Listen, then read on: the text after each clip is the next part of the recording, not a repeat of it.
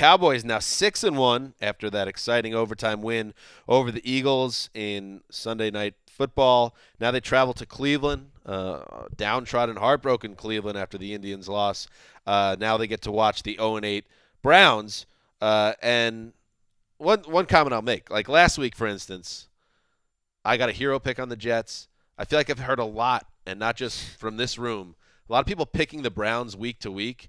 And the one thing I took out of the Jets game was there's a reason the Browns lose all these games, because it is one of the worst defenses you're ever going to see. So for people that are going to say, oh, this is a trap game, to me it goes back to the same thing, Mark, which is the Browns have no ability to close because they don't have the players, and maybe they don't have the scheme. The Browns are a mess, and people don't seem to look at it that way. They're a mess on one side of the ball specifically. They're overmanned. They have too many young players. I mean, one reason that a trade for a guy like Jamie Collins, regardless of the fact that New England has shipped out Jamie Collins acting like he's one of the worst football players that ever stepped on the face of the earth. Now. But you need some older leadership and some guys that have kind of been there before. That is one of the youngest defenses, and they're taking their lumps.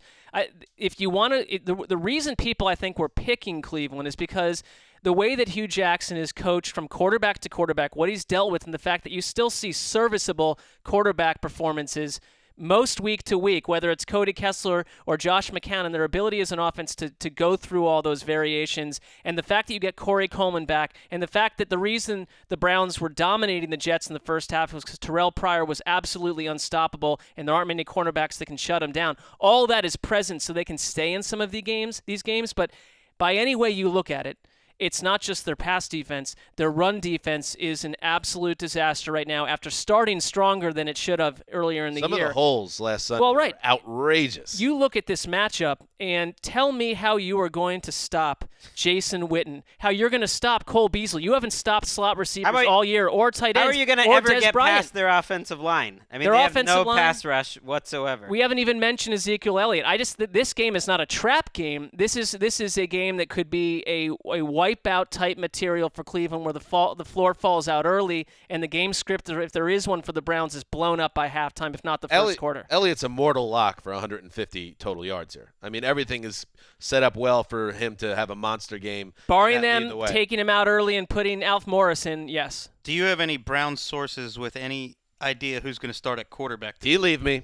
Well, no, I do not personally, but some people that work inside the building in their media limb have talked more about it being Kessler. I think at this point, with Josh McCown, it could be a Browns coach next year if he wanted, probably. I don't know if it's a bad idea to go with Kessler. I think the Browns could be frisky if McCown was starting. If McCown was starting, throwing to Pryor and Coleman against the Cowboys secondary, missing Barry Church and Morris Claiborne, I think the Browns can put up some points. Kessler, I know everybody's really high on him, and he's exceeded expectations. Too many 3-and-outs for my liking. McCown was a big part of the problem last week, too, though, in the second half. That's fine, but he can move the ball.